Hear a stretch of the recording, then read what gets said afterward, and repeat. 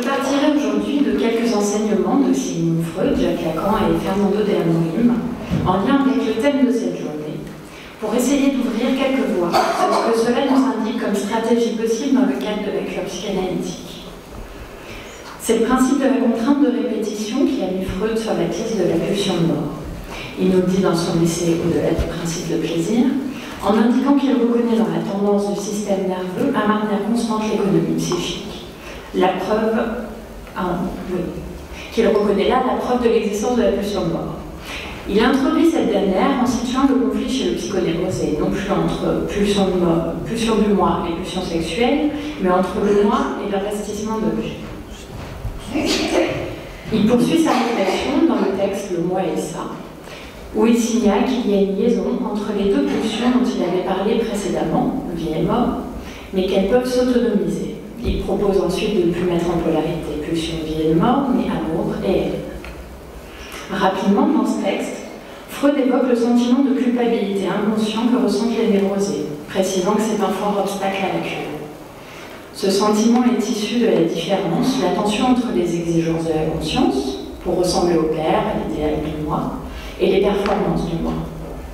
Il le met également au cœur de ce qui est en jeu dans la réaction thérapeutique négative. Freud différencie dans ce texte culpabilité normale et celle issue des effets du surmoi. Il parle donc du surmoi présenté précédemment dans son article pour introduire le narcissisme. C'est une partie du moi qui se tient en permanence proche du ça et qui peut, vis-à-vis du moi, en assurer la représentance. Il situe le surmoi comme un effet ludique qui génère une modification du moi qui s'oppose au reste du moi. De cette origine oedipienne découle le fait que le surmoi conservera le caractère du père.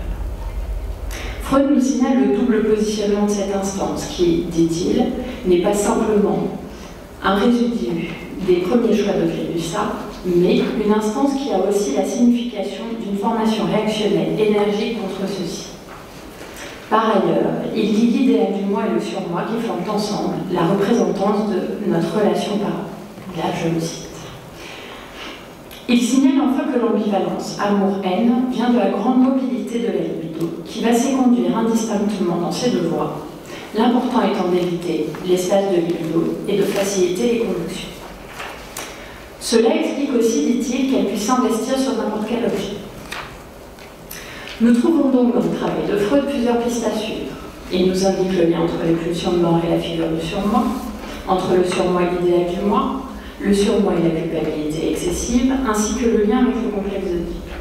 Par ailleurs, il nous indique déjà que dans la cure, nous allons devoir nous frotter avec cette culpabilité excessive. Il précise d'ailleurs que nous ne devons pas nous y tromper. Si l'éros fait du bruit, les pulsions de mort sont elles aussi bien présentes, mais restent le plus souvent muettes et cachées. Nous avons vu plusieurs éléments qui nous apportent donc un éclairage sur les voies qu'emprunte la haine, voies qui persistent en raison des difficultés de l'être à supporter la castration symbolique. Seule voie pourtant possible afin de sortir des relations imaginaires. Pour s'engager dans une vie marquée par la castration symbolique, il faut encore que l'être accepte d'arrêter de souffrir. Or, dans la clinique, force est de constater que l'être est loin d'être ami de son désir et qu'il chérit son symptôme, malgré sa demande initiale, qui porte à croire qu'il voudrait s'en débarrasser. La souffrance a une fonction pour lui, et c'est la raison pour laquelle il n'est pas prêt à s'en séparer si facilement. Dans son séminaire sur le transfert dans la clinique psychanalytique des malades organiques, le transfert chez Freud, Fernando de Amorim nous dit que c'est justement parce que la psychanalyse implique l'amour de transfert qu'elle peut être le lieu privilégié pour que la haine puisse se dire. Il me semble que c'est ici l'occasion de parler de la réaction thérapeutique négative, déjà évoquée au début de mon intervention. Dans les cures, nous pouvons régulièrement voir apparaître la figure de la haine. J'entends par là ce changement que l'on peut repérer parfois physiquement chez les patients, dont le visage se déforme sous l'effet de celle-ci. C'est en général assez impressionnant à voir. Cette figure, je l'ai souvent vue apparaître justement au moment où le patient a repéré les premiers effets de la cure et qu'il envisage alors d'abandonner. Nous savons grâce à Freud que si le transfert est notre allié, il est aussi le lieu de la plus grande résistance à la cure. Et il me semble que c'est même le lieu des plus fortes expressions de la haine. Si la haine peut s'exprimer par de nombreuses voies chez le patient et le psychanalysant, c'est la responsabilité du clinicien de viser à ce qu'elle vienne se concentrer dans le transfert, et de supporter ce dernier sans que cela signifie de se laisser maltraiter pour autant. En effet, ce n'est que dans ce champ du transfert que nous pourrons opérer. Cela n'est pas chose facile, notamment quand il s'agit par exemple de patients psychotiques qui sauront particulièrement repérer ce qui pourra blesser la personne qu'ils ont en face d'eux.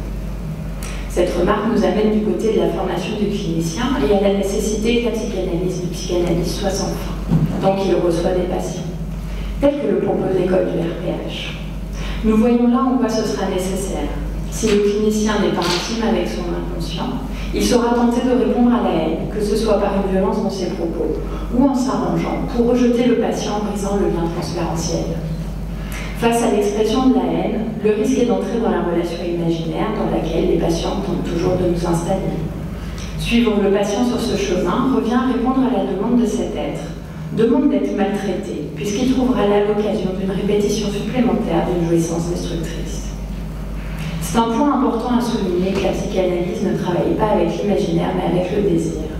Travailler avec l'imaginaire, ce serait vouloir face à la haine offrir de l'amour, de l'empathie. De nombreuses formes de thérapie existent aujourd'hui où il est encore envisagé qu'il soit possible de changer ce qu'une personne ressent en lui donnant à travers la psychothérapie ce dont elle a manqué, selon elle. À ce sujet, la Cour nous met en garde. Le clinicien ne peut envisager d'intervenir dans le champ de la vertu. Il propose plutôt de déblayer, je le cite, des voies et des chemins, et là, espérer que ce qui s'appelle vertu viendra fleurir. Pour déblayer ces voies, nos outils seront encore et toujours le maniement du transfert et l'association libre des pensées. Si la haine est le pain quotidien du psychanalyste, il ne peut pas en blâmer l'aide qui vient lui en rendre visite. Il est de sa responsabilité, au contraire, de ne pas en avoir peur, de ne tomber ni dans la moralisation ni dans le maternage de celui ou celle qui lui rend visite, mais de faire naître, d'installer et de nourrir le transfert, afin de lui permettre d'avoir un espace où apprendre à dire autrement. Nous avons pu voir aujourd'hui combien la haine, sous toutes les formes qu'elle peut prendre, est finalement chose très commune, et d'autant plus pour le clinicien qui, par le cadre qu'il propose pour accueillir la parole de l'être, va favoriser l'intensification des conflits psychiques. C'est sa formation rigoureuse et son désir de psychanalyste qui pourront lui permettre de manier le transfert avec suffisamment de soin pour que l'aide puisse trouver, s'il l'accepte, une voie différente pour son existence. Merci.